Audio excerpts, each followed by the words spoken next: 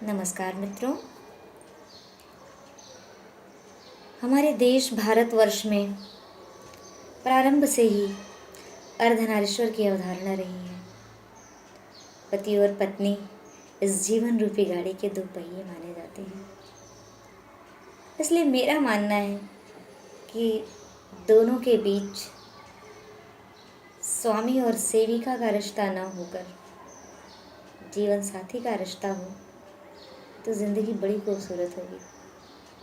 कुछ ऐसे ही भावों को समेटे मैं डॉक्टर सरिता वैभव चौबे एक कविता प्रस्तुत कर रही हूँ। ज़रूर सुनिएगा और मेरी बात आपके हृदय तक पहुँचे तो अपनी प्रतिक्रिया ज़रूर दीजिएगा। प्रस्तुत करती हूँ। शीर्षक है खुली हवा में सांस लेने दो। मुक्त करो मुझे अपने स्वामित्व से, थक चुकी हूँ एक अनाम जिंदगी जीकर। सदियों से माँ, पत्नी, बेटी इत्यादि भूमिकाएं निभाती रही हूँ। अब मुझे भी पहचान बनाने दो अपने नारीत्व से। तुम ही कहते हो ना, पुरुष की सफलता के पीछे स्त्री का हाथ होता है। हाँ, सच ही तो है। तुम्हें सफल बनाने में मैंने अपनी सारी ऊर्जा समाप्त कर दी।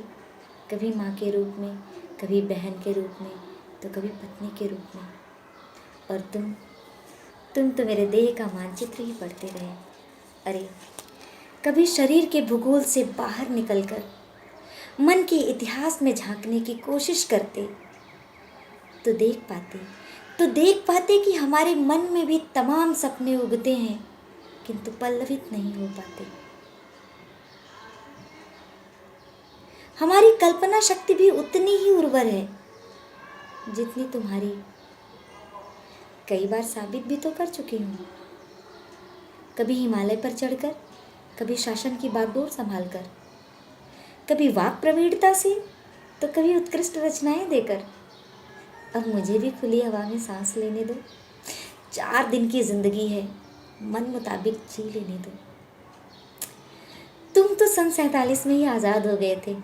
अब मुझे भी आज़ादी का मतलब समझने दो, महसूस कर लेने दो अपने स्वतंत्र वजूद को, पहचान लेने दो अपनी अस्मिता को। सच कहती हूँ, हाँ सच कहती हूँ, कभी नहीं साथ छोड़ूंगी तुम्हारा। बस मुझे भी राजी खुशी इंसान समझ लो, बिल्कुल अपने जैसा। पता है मुझे, हाँ पता है मुझे, तुम भी बदलना चाहते हो, हमें हमारे तरीके से स्वीकार करना चाहते हो, पर मजबूर हो अपने पैतृक प्रतिमानों से। अब तुम्हारे पूर्वज जा चुके हैं, इन प्रतिमानों को भी विसर्जित कर दो। बनाओ एक नया प्रतिमान जो हम दोनों के लिए हो समान।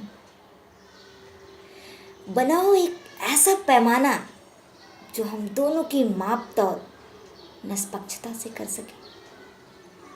सच कहती हूँ, हाँ सच कहती हूँ, अगर ऐसा कर सके तो जिंदगी बहुत खूबसूरत होगी, हमारी भी तुम्हारी भी।